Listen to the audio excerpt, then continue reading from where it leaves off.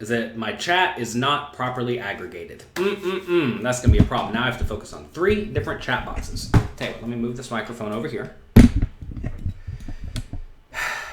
And we will do our best to make this work. All right. Good. So we are live.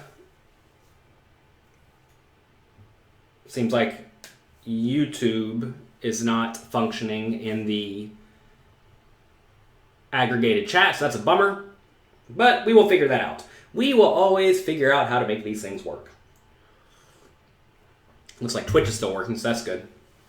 Worst case, we just read a bunch of chats. Probably just on this way over here on the other screen. How do I do this? Let's see. All right. I have the most jerry-rigged setup you could possibly imagine at this point in my career. You'd think someone like myself would have a much better setup. But here we are. Today, we're going to be answering one of your questions that you all ask me very, very regularly. And that is, how do I play my draws? Tell me how to do it. I just do not know.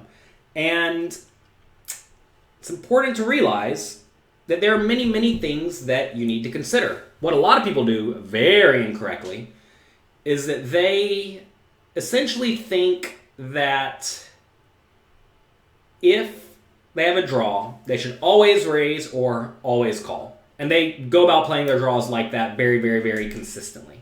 And that's a big problem. It's a big, big, big problem. Because what ends up happening is they just make mistakes one way or the other. Because you usually are supposed to raise or call, but it changes based on a lot of factors. As Vokas points out right here, stack depth is very important. It is. For example, if you have a gut shot straight draw and you're playing 100 big blinds deep, it's actually pretty decent. If you have a gut shot straight draw and you're playing 15 big blinds deep, not so decent at all anymore, right? And that is very important. So I'm going to go through a few things that I'm usually thinking about when I'm playing draws. And then I'm going to go through a quiz that I made for all of you that will discuss this. So, first things first. Are we trying to be exploitative? Are we trying to take advantage of something the opponent is doing wrong?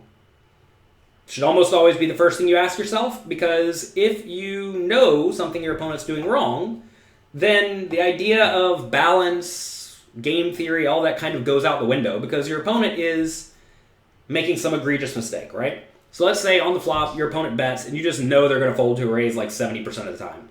Just raise them with everything. Easy game, including your draws, right? Say your opponent's never going to fold. Say your opponent's a weak, tight knit, right?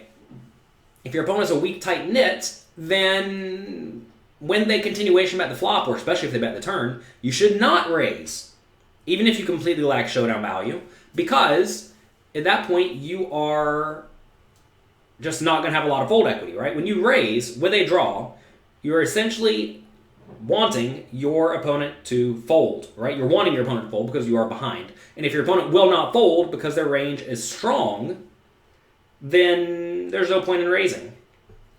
Baj says, is ace-king a draw? The idea of draws pre-flop is a little bit silly because in theory, everything's a draw, right? Aces are a draw. Aces is a set draw, Yeah, it's the best hand in the moment, but it's often not going to be by the river, or sometimes won't be by the river. Pocket twos, is that a draw? What about ace-jack, right? I mean, the idea this is a draw, this is a made hand pre-flop doesn't really make a whole lot of sense. But on the flop, you usually have a very clear idea of where your hand stands. Like ace-king on ace-9-2 is pretty good. Ace-king on 9-8-7 is pretty bad. And you need to be able to recognize that, right? We're not really talking about pre-flop draws, though, because pre-flop draws are not all that intricate, I guess. It's like not a spot that's difficult to play. I mean, with hands like ace-king, you just want to get all your money in. I mean, ace-king's great, unless you're playing super, super deep stacked. In general, though, with pairs, if you're set mining and you recognize you're basically set mining, then you should be getting about 10 to 1 implied odds. So say you can say you raise to $6, somebody raises to 20. you ought to be able to get about $200 more into the pot. Well, so right there you have to put in 14 more to another 140 in the pot, roughly.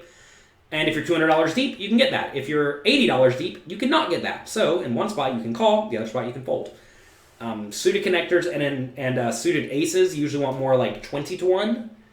So that's against good players. Now against weaker players, that changes a decent amount. Because against weaker players, they're just going to make really, really bad mistakes. But against strong players, you're going to want to make sure you're getting at least pretty good implied odds. All right, next. We're trying to exploit our opponent. Yes or no? If yes is the answer, just do whatever makes the most sense, right? That's obvious. So next, how does your range want to play? Well, in some scenarios, your range is going to want to do a whole lot of raising. And in other scenarios, your range is going to want to do a whole lot of calling. Well, how do you know that?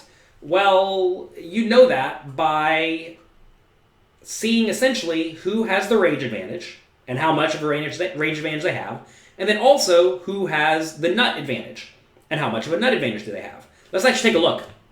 Right here, a hand from one of the quizzes that I just made for all of you. You can take this quiz, by the way. Go there right now, jonathanlittlepoker.com/drawquiz. Nice, easy URL. jonathanlittlepoker.com/drawquiz. So, let's take the quiz.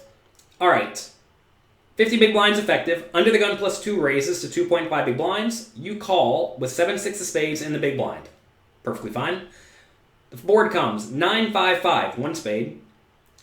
You check. Under the gun bets a third pot, which is 2 big blinds. What should you do? Take a second. Think about this.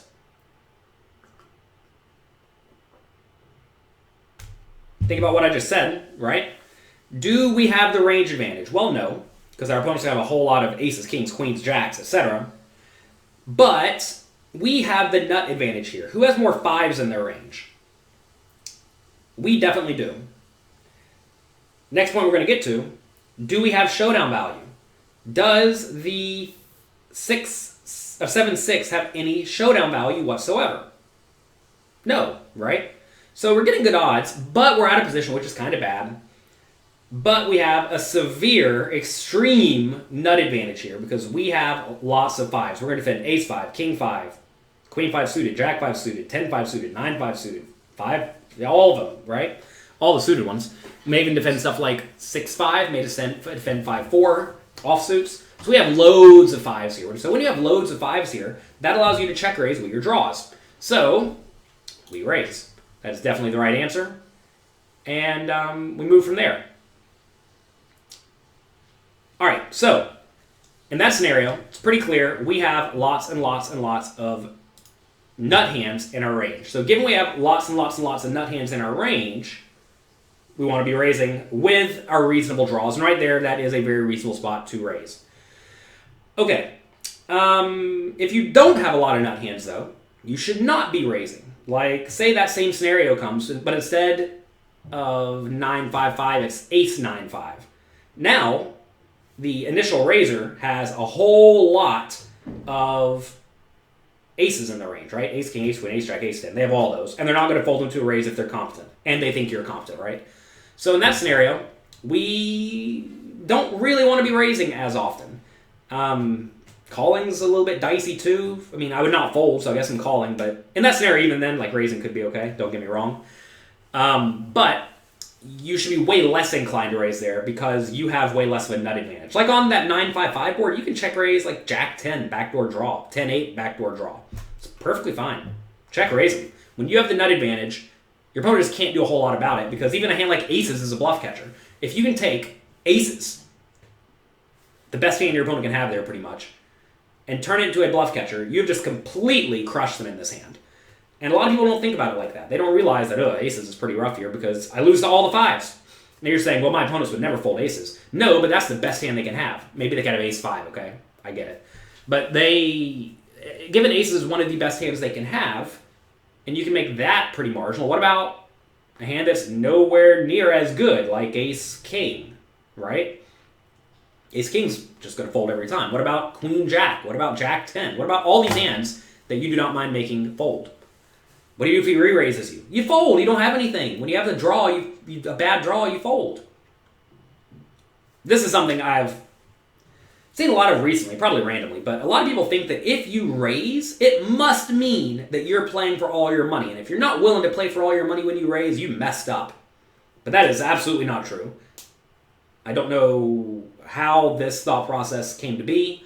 It seems like a lot of players, especially in the small and medium stakes games, think that whatever you're playing, you're all in.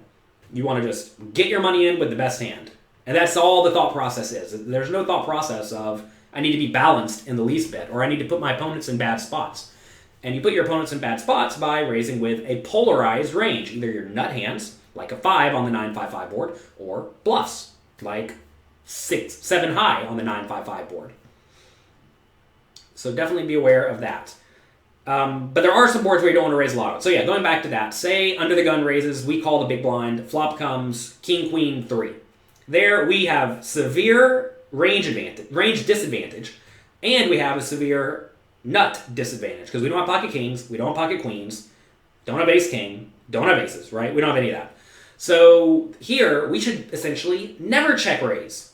So if you have a draw here, let's say jack 10 on king, queen, 3, you should not raise against the bet, because you should have no value raising range here, because you don't have any good value hands. The best hand you can have here is king, queen, so, I mean, that's 9 combinations, I suppose.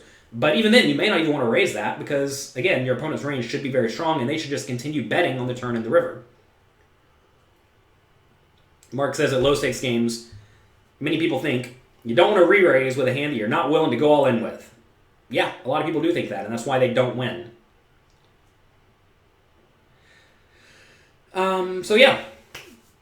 Do you want to have a raising range? That's also important. As you have, essentially, here's a really simple way to think about this. As you have more very strong hands that you are willing to get in with on the flop,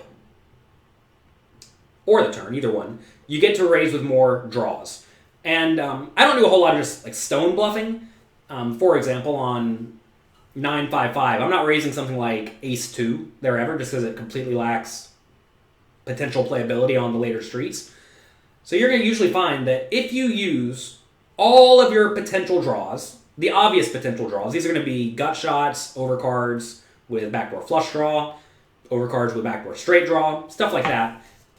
That's going to be plenty of bluffs in almost all scenarios. We discuss how to balance your range extensively over at pokercoaching.com in the homework challenges. If you've not gone through the homework challenges, by the way, you can get a completely free trial membership to go through a few of them. And that will go a long way to helping you understand these scenarios. And from a game theory optimal point of view, you can have roughly 2 draws, 2, to every 1 value hand in your range. A lot of people think, wow, that's a lot of draws. Yeah, well, it's how math works. And that's the strategy you want to use on the flop. When you're using the polarized strategy, 2 draws to 1 value hand on the flop, 1 draw to 1 value hand on the turn, 1 bluff to 2 value hands on the river. So the ratios invert to some extent. Anyway, we discussed how to balance your range extensively at pokercoaching.com. Go try it. Next, does your draw have showdown value? Think about this for a second. If your draw can win at the showdown, you should be less inclined to raise. Why is that? That's because draws with showdown value don't necessarily need to raise. And you know you're not going to get blown off of the draw with showdown value on a future betting round. So let's take a hand like ace-king on the 9-5-5 board. Say we did have ace-king. We don't need to raise ace-king on 9-5-5 because it wins sometimes, right? Whereas 7-6, we do need to raise our 9-5-5 because it does not win ever at the showdown unless we get there. I think the next quiz hand actually deals with this. Again, you can take this quiz over at jonathanlittlepoker.com/draw-quiz. All right, we're playing 1-2 no limit, 500 effective, low jack raises to $10. Ugh. Cutoff calls, button calls, weak call, big blind ace 7 of hearts. Sure. Flop comes jack 9-4. You check, low jack bets 20, cutoff calls, button calls. What should we do? Seems like a nice typical cash game hand. This is actually a close one, I think. We're not folding, that's obvious. Here we do kind of lack showdown value, right? Because someone's going to have a pair. But in this scenario, when LoJack bets, cutoff calls and button calls, you can be pretty sure they all have something. So what is something here? Something's going to be top pairs, which may or may not fold. Obviously sets and two pairs are there. But also a lot of draws. And with ace-7 of hearts, do you want any draws to fold with a nut flush draw?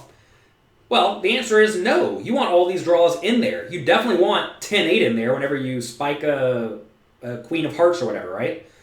You also want weaker flush draws in there. So if you raise, what's going to happen? If you raise, you're going to end up getting a lot of money in against good made hands, which you're ahead against. Yeah, well, you're getting okay odds against. You're not ahead. You're behind.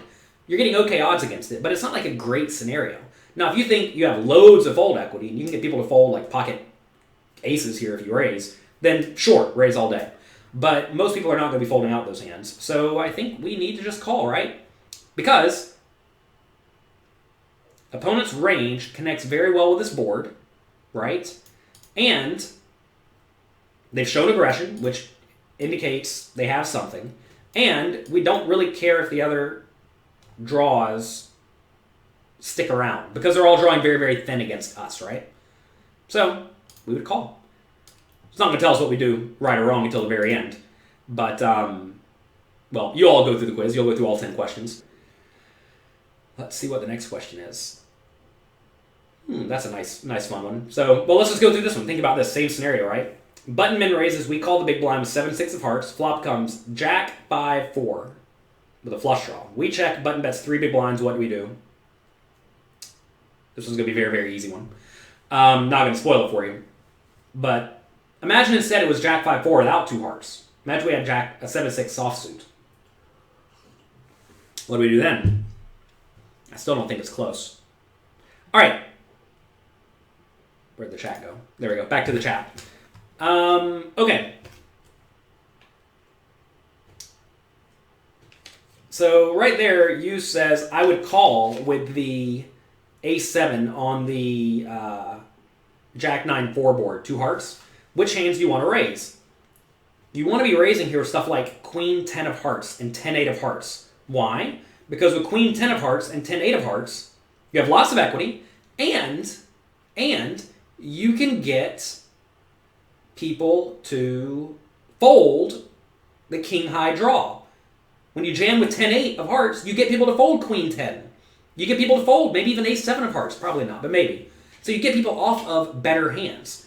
So as you see there, if you have like 10-8 of hearts on Jack 9-3, 2 hearts, you get better draws to fold, which is highly beneficial. So it's almost the opposite of the ace-7 of hearts, because ace-7 of hearts gets the worst hands to fold, which is bad. You don't want worse hands to fold. You want better hands to fold, and your weaker draws get better hands to fold. What's the web address again? Let's see if I can type it. JonathanLittlePoker.com/draw quiz. Let's try to send this to all of you. Yeah, we're going to have to get a better setup for this. By the way, here's a question for everyone here on YouTube.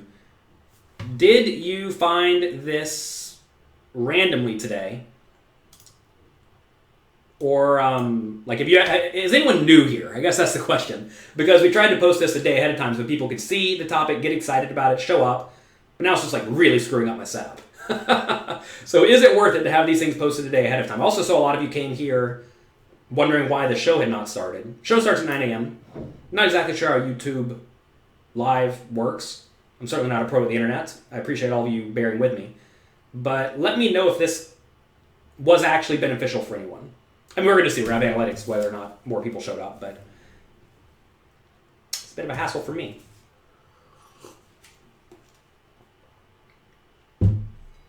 Do we honor discount codes? We had discount codes in the past for a few people, but I don't know. Send us an email. Please list the 5 most honest poker players. I don't know all the poker players. It's hard to give a list if you don't know all of them. Okay, next. Going back to that thought of showdown value bluff, or draws don't need to raise. What are the draws that have the most equity, the most showdown value. Draws that have the most showdown value.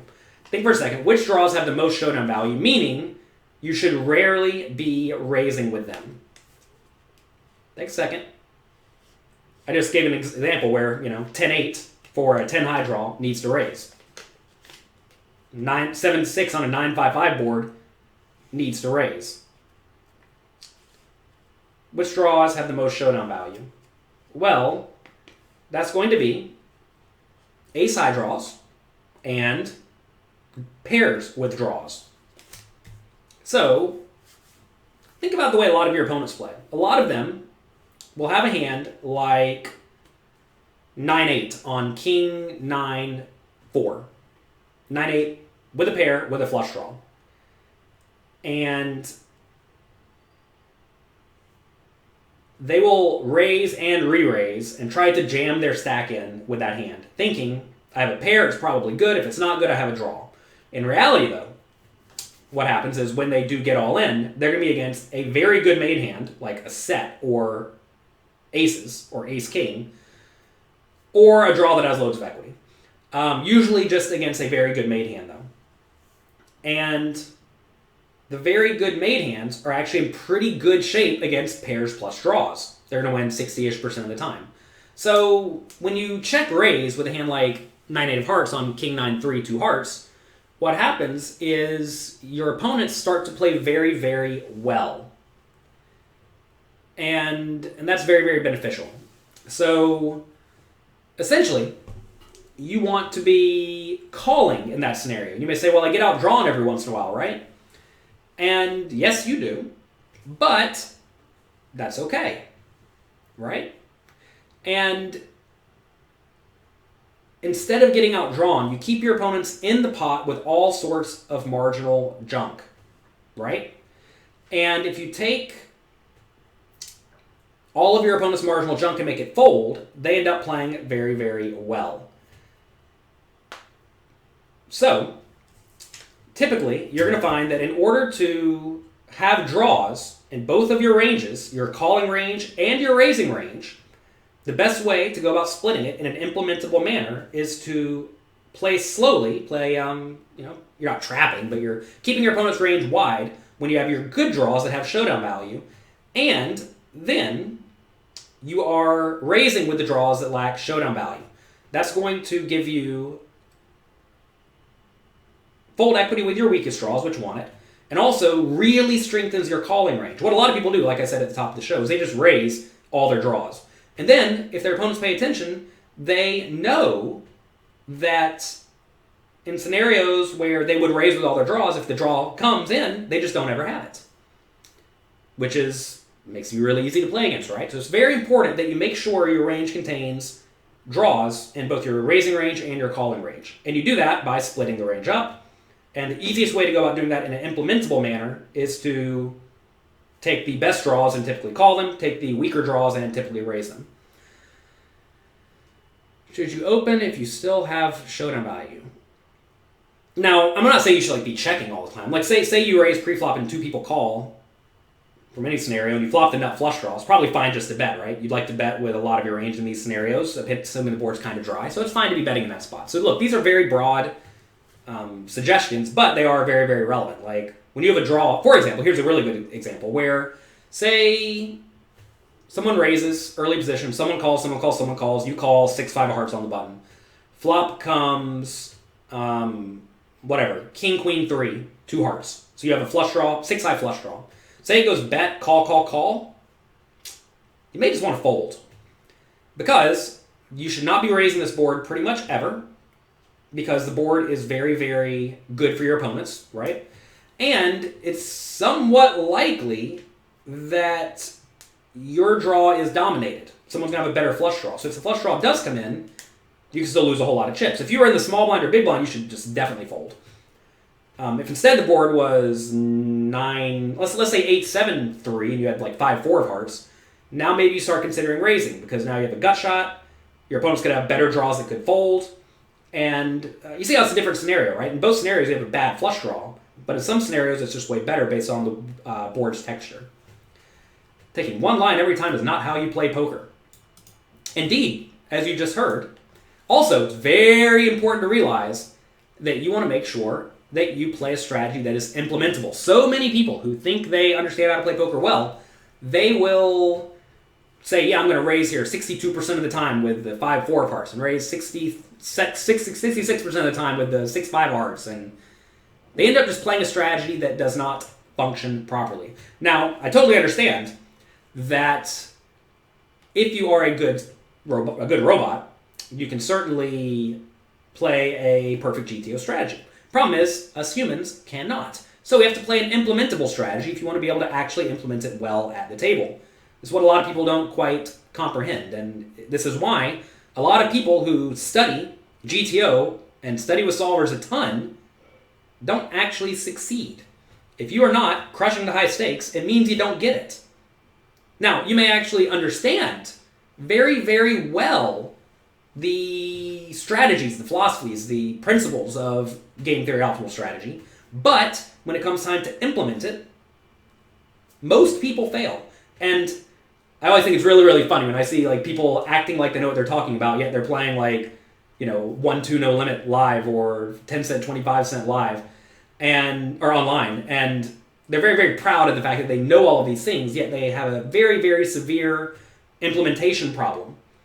And that's because they are trying to play a strategy that is so incredibly complicated that they cannot actually implement it. So, figure out how to make your strategy implementable. We actually have implementable GTO charts at PokerCoaching.com where essentially we took the GTO strategy solved by Monker Solver for common stack sizes, 15, 25, 40 big blinds, and then took the same ratios of raise, call, fold, but made it to where each hand was selected at a specific time. So say, for example, King 6 suited is raised 50% and King 5 suited is raised 50%, call the other 50%, just do one 100 and the other one 0. Now, obviously, if your opponents know exactly what you're doing, they can figure that out, but I can guarantee you that no one, unless you're playing with them like day in and day out, knows you have King 7 in your range, or King 6 in your range, but not King 5. And also, we did our best to balance it such that you still have the 7s covered by covering, like maybe the Queen 7 you raise and the Queen 6 you don't. It's always hard to talk about this without a PowerPoint. Say you want to raise with King 6, King 5, Queen 6, Queen 5. Let's just say all these happen to be 50%, which they won't be. It'll be more like 60-40 or whatever. If they come out to a total of 200%, though, you can do two of them 50%. So maybe Queen 6 we raise, maybe King 5 we raise, and then we call the other two. And doing that will make it to where you are playing roughly a GTO strategy. All your percentages are going to be the same as GTO, but you can actually do it. You can actually use a system to play like that in-game, and then that is going to allow you to play very, very close to GTO without actually screwing it up. I'll tell you what most of the GTO players do wrong in-game is, first off, they do not randomize well at all. They do not know the percentages well at all. And then what ends up happening, if they don't know the percentages well, and they don't randomize well, but they know they're supposed to do this play like a decent amount, like 60%, they just do it all the time, 100% of the time, with every hand that says raise 60%, let's say. Then they end up like drastically over-raising. Some people do the opposite. They just always take the passive line. They always call or fold, which leads to them never raising. And that's a big mistake. So being able to play a strategy that is implementable is highly important, and it's something a lot of people don't comprehend. But from a game theory optimal point of view, you should be mixing up almost every hand. Not all the hands all the time, but post-flop, you should almost never play the same hand the same way all the time. But again, I'm not a genius. I'm just a mere human. And I'm certainly not a computer. Even geniuses can't do it right. A fun thing, if you think you are good at GTO, download the DTO app and play it. And if you're not getting all of them right, it means you're not good at GTO. And funny enough, you see many of the best players in the world playing this. I've talked to them. And they get about, a third of the questions wrong. I get about a third of the questions wrong. And that's because it's really, really, really, really hard to implement. So fine. If it's really hard to implement, close to impossible to implement, figure out a better strategy, which is what we've done at PokerCoaching.com. All right, next. So now we know we want to be raising your draws more frequently when you have more value hands in your range that would like to raise, okay? You want to be typically, not always, but typically raising with pairs plus draws. I'm sorry, not raising with pairs plus draws. You want to be raising with draws that lack showdown value, calling with draws that do have showdown value. And that's really it, right? I mean, that the draws with showdown value typically want to call because they can win if you get to the showdown. If you have a marginal made hand, like a pair or a good ace high, you just don't need to raise because you win a lot of the time. So, I think that's basically it. Let me go through these notes again. I feel like I missed something. Yeah. Do you want to exploit your opponent maximally or no? If you do, just maximally exploit them. If you don't know how to maximally exploit them, try to play roughly GTO strategy, which is I'm outlining here. Do you have lots of nut hands in your range? Like on 955, you have lots of nut hands. There you want to be raising with all your possible draws and all of your fives, or at least a lot of your fives, right? Next, does your draw have showdown value or does it not? And that's you've essentially gone through a little decision tree to figure out how you should play your draws, and then that will give you a better idea of how to go about it. Obviously, go through the homework challenges at pokercoaching.com. We have loads and loads and loads of examples discussing that. So what about bottom pair and flush draws? Does the bottom pair have showdown value? Do you have fold equity? Someone asked earlier, what is fold equity? Fold equity is the money you make by your opponent folding.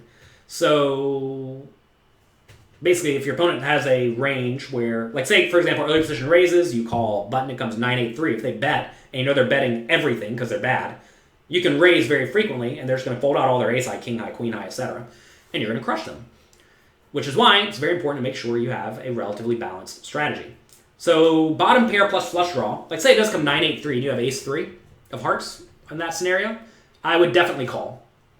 If I had 3-2 of hearts, I would still call. Why? Because your opponent can have a whole lot of ace high type hands, right? Now obviously if you think he's going to fold out a lot of that, then sure. The problem though is that if you raise with the ace 3 of hearts, your opponent's mostly going to give you action with hands that you don't really want to get action from. That's really it, right? You always want to ask, if I raise and get called, am I happy about this? And the answer is almost always no when you have a draw with showdown value. Because if you just kept the pot medium-sized, what would have ended up happening is instead of playing a big pot with your marginal hand, you get to play a small pot with your marginal hand, which is exactly what you want.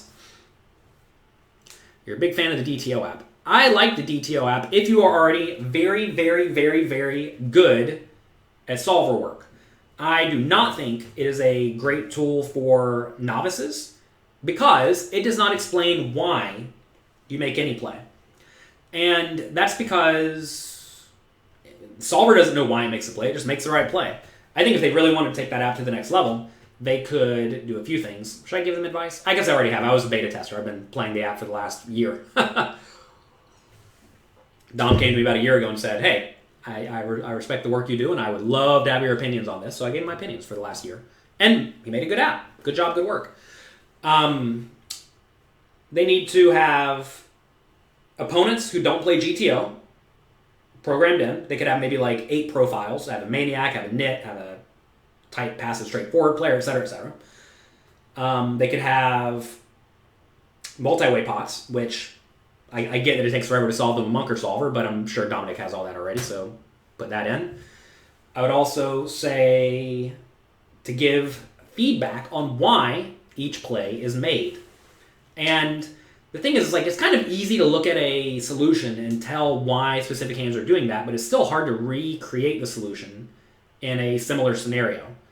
Which, again, it goes back to being implementable, right? Which is why you, as a human, should probably not just be blindly following a solver because you can't follow it when you're actually playing. All right, let's see.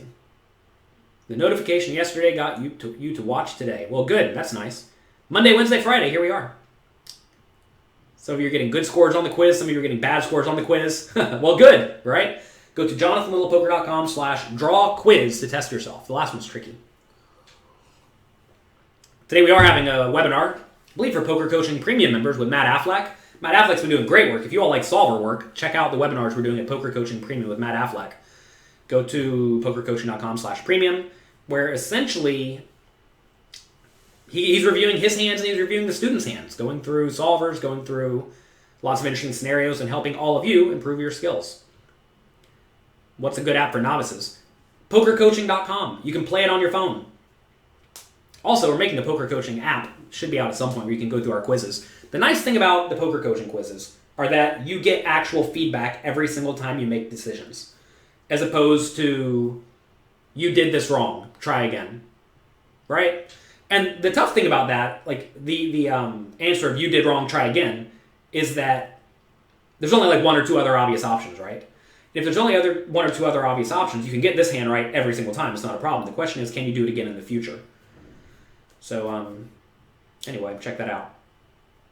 You understand the math of your stack is now worth more, but is that the only reason why it's good? Not sure what you're even saying here, Jared. Can you explain why it's good when tournaments overlay? It's good when tournaments overlay because you put in, let's say, $1,000, and now your $1,000 stack is immediately worth $1,200 if there's 25% overlay or whatever it is.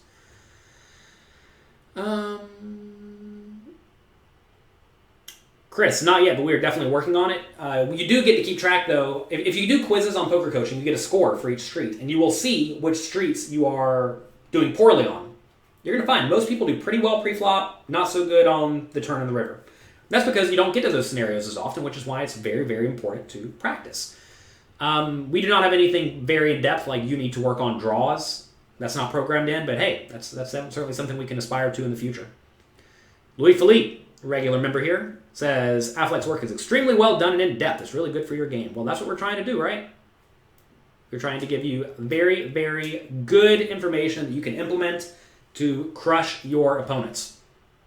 And again, it takes time. You have to go in there. You have to study. Poker Coaching Premium is not for everyone. It is for the players who really want to improve their skills and are not, well, I was going to say lazy, but lazy is not the right word. I realize a lot of you have a job. You have stuff going on, right? So you don't have all the time in the world. And if you are really dedicated to becoming a strong poker player, then Poker Coaching Premium is for you. If you want to play with your friends once a month, you probably don't need to be studying all the time.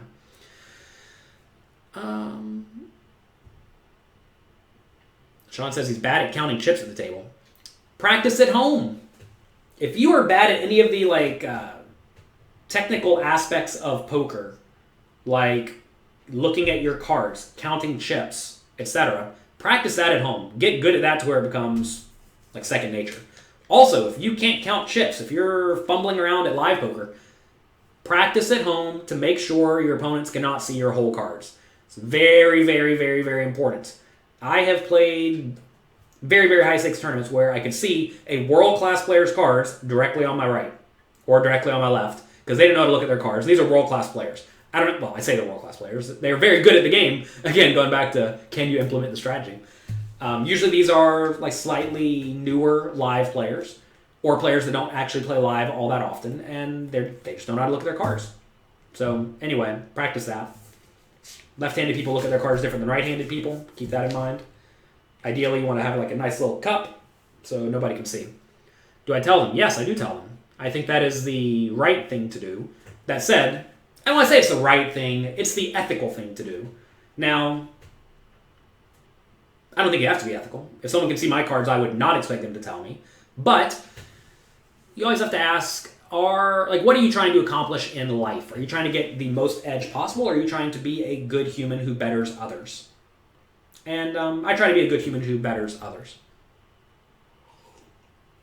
Yuri, thank you for the kind words. If you all are enjoying this stream, click like, click subscribe, share with your friends. If you follow me on YouTube, you can actually click a little button to get notifications where it'll send you an email somehow every time I'm going to go live, which isn't very often. I can already tell you when it is. Monday, Wednesday, Friday, 9 a.m.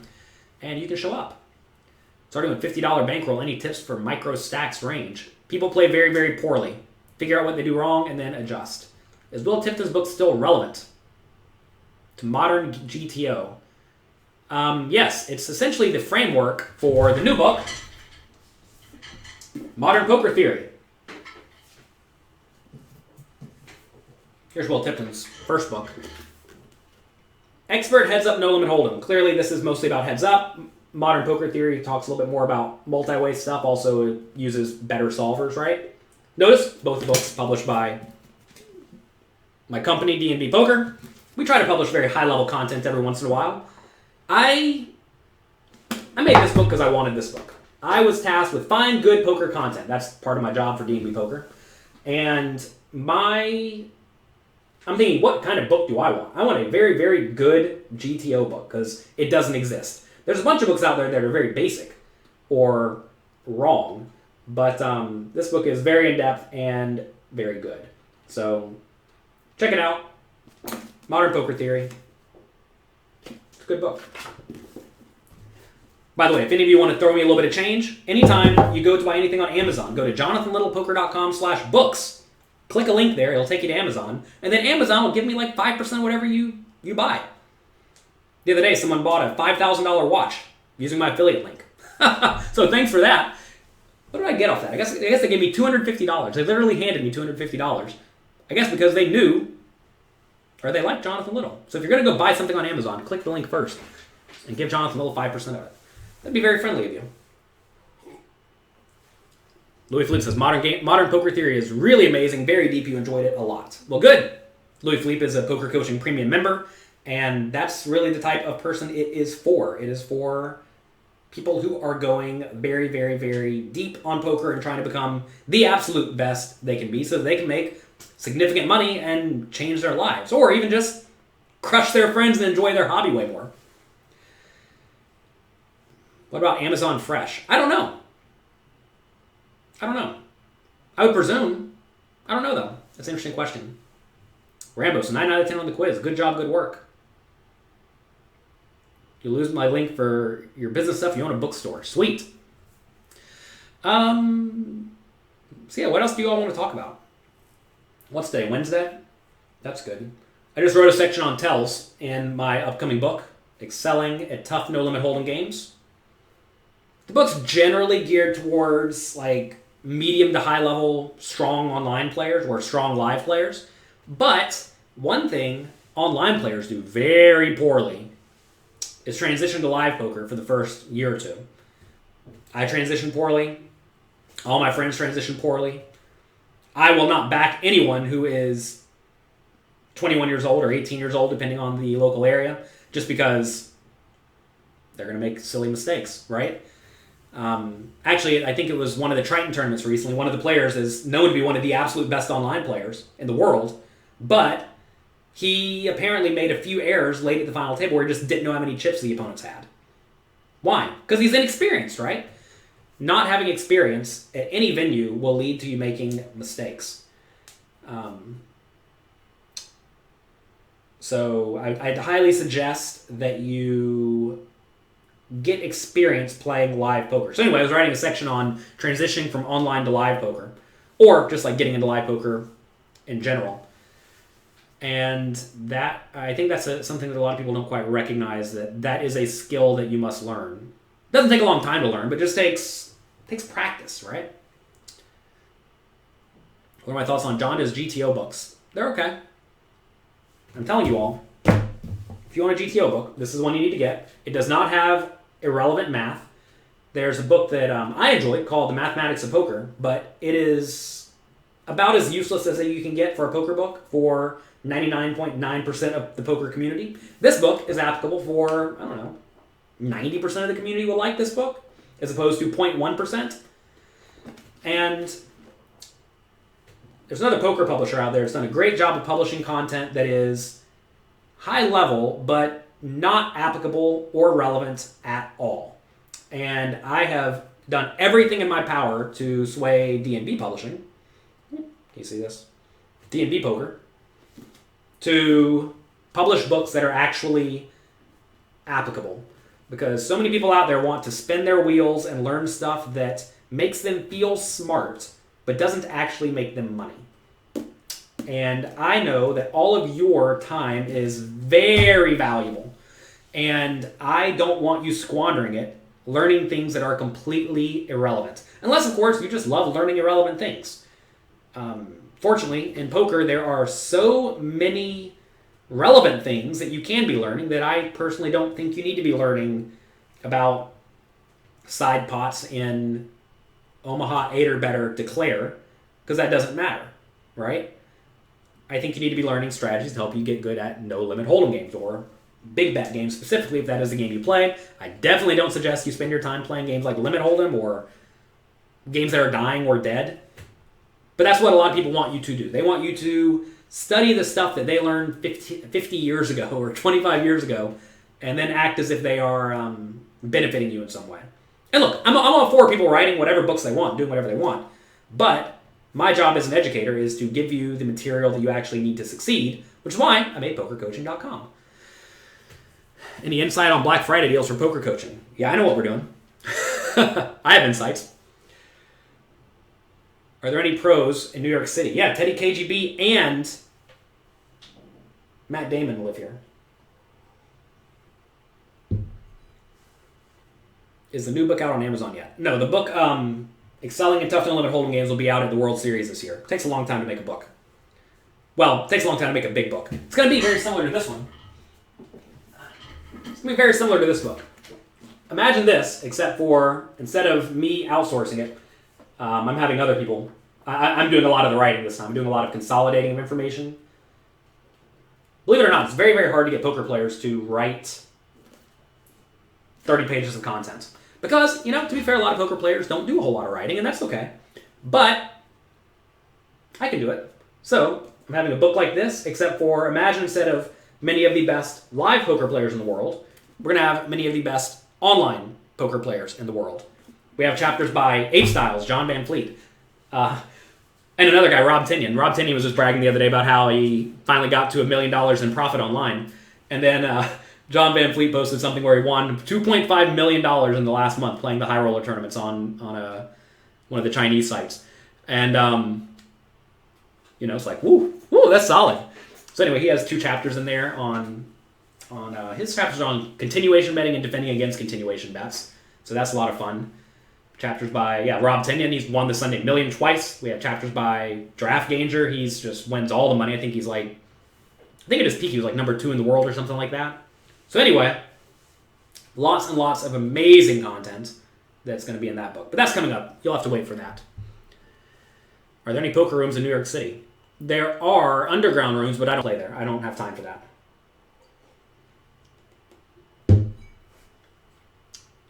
Let's see.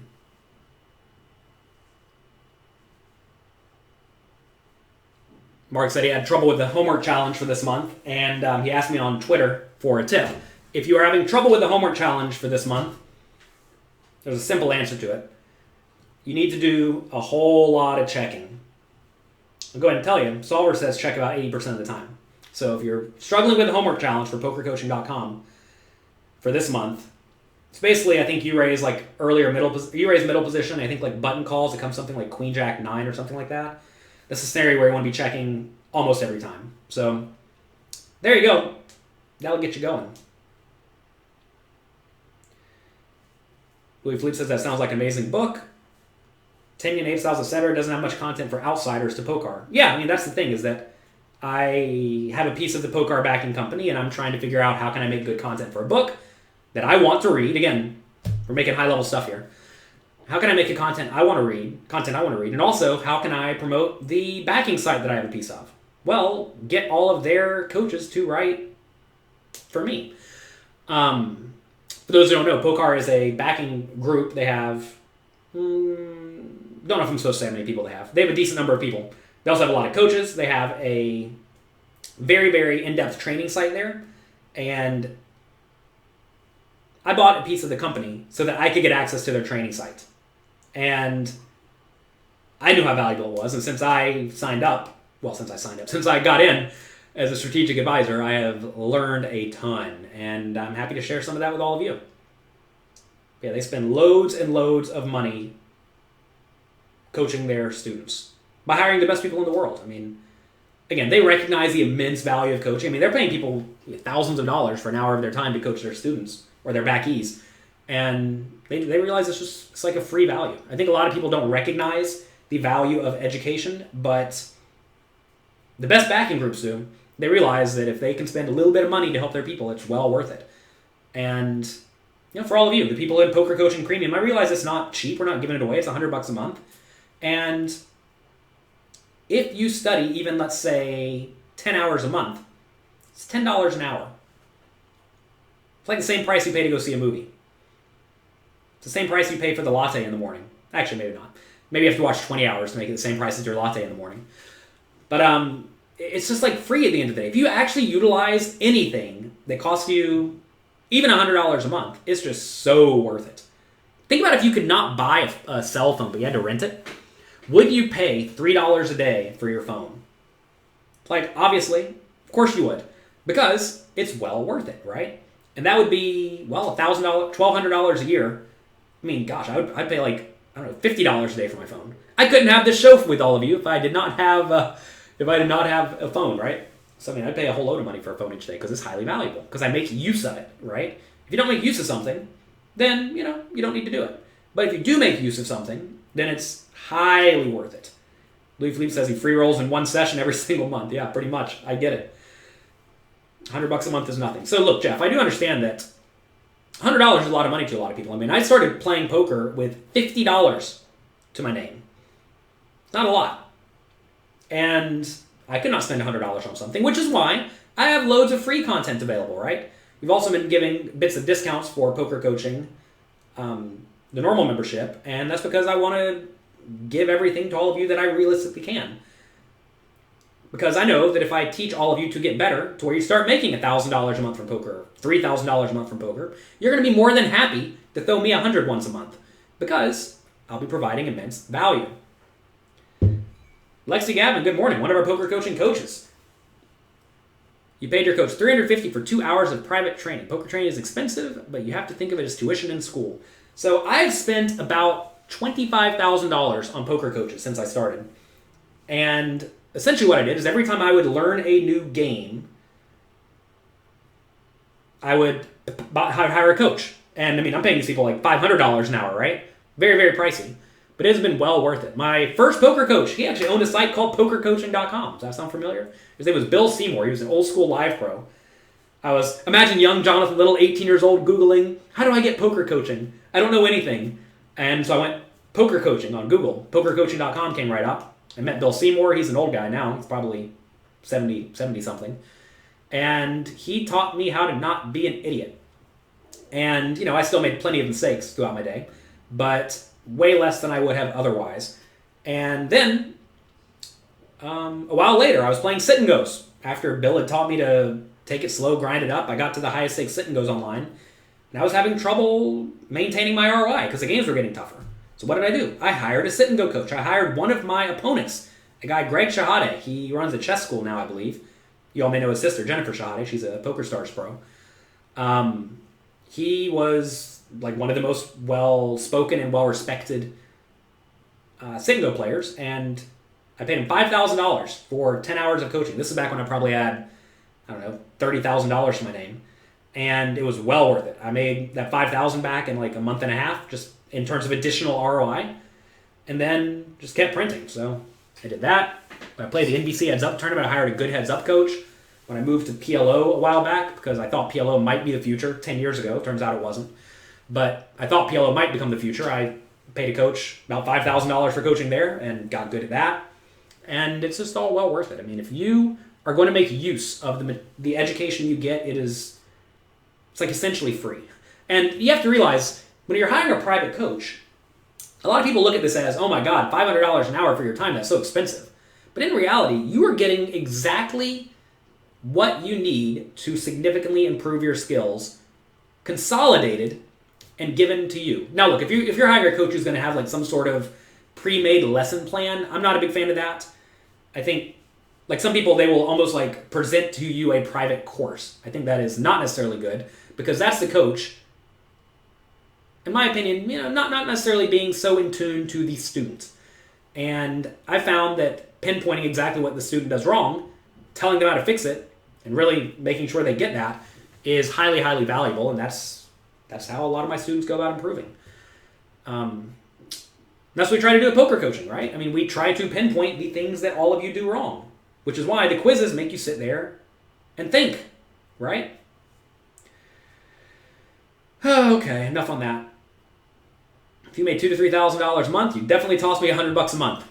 Well, thank you. Unless you're playing 2 cent, 4 cent, premium will make you more than $100 a month. Indeed, I completely agree. I mean, gosh, I probably spend like $400 or $500 a month on just training sites. I'm not even counting that. I mean, I watch lots of poker videos. I study a lot, and it's the cost of doing business.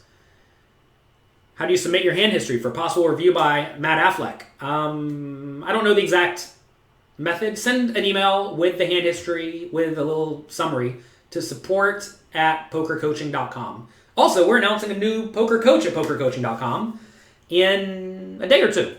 So that's nice. All poker coaching members can look forward to that. We'll have a new coach who's also going to be doing hand history review type things with all of you. So in the last few months, we've added Lexi Gavin, who is here. Hello, Lexi.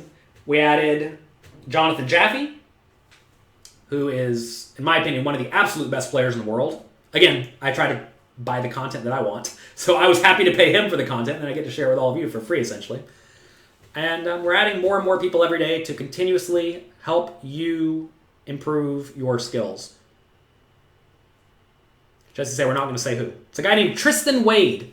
Tristan Wade is a World Series bracelet winner. He essentially started and ran World Poker Tour Deep Stacks Tournament Series, which is pretty neat. He has been coaching and playing live cash games and tournaments for a long time. He made a load of content for a competitor a while back. But here we are. Now we're here. His new quiz is already up. Yep, it went up today or yesterday, I believe. So check that out. He's going to be doing content like Matt Affleck, where he is going through your hand histories to try to help you become a better poker player. So, excited about that. That's going to be great. And just another way for you to continue improving your skills. So that's going to be it for today. I realize I did not do a good job of answering all of your questions today because today I'm looking at 3 different chat boxes. We're going to have to figure out a different way to fix this problem, but we'll make it work. Hope you all have a great day. Wednesday is always tough. What I'm going to do, I'm going to get up, I'm going to go to the gym.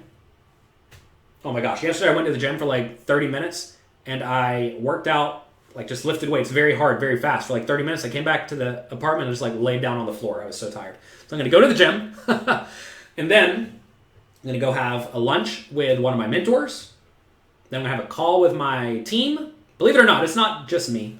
I know some people can do their business by themselves. And to be fair, for the longest time, my business was just me and my marketing employee, Dan.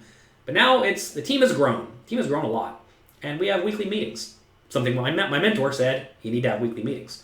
So we're going to be discussing stuff. And then we'll be working on the book. I have to write this. To be fair, I'm actually really excited because if this is a 500-page book, I have about this many pages done for the new book already. So I only have to do like this bit more.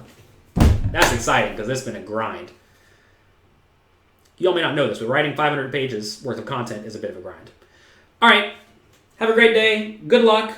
Take the quiz on draws. Go to jonathanlittlepoker.com/draw quiz to test yourself and see if you know how to play the draws. If you're a poker coaching member, you probably do already. If you're not, well, we'll see. Good luck. Have fun. Enjoy yourselves. Be nice to someone. And I'll talk to you next time.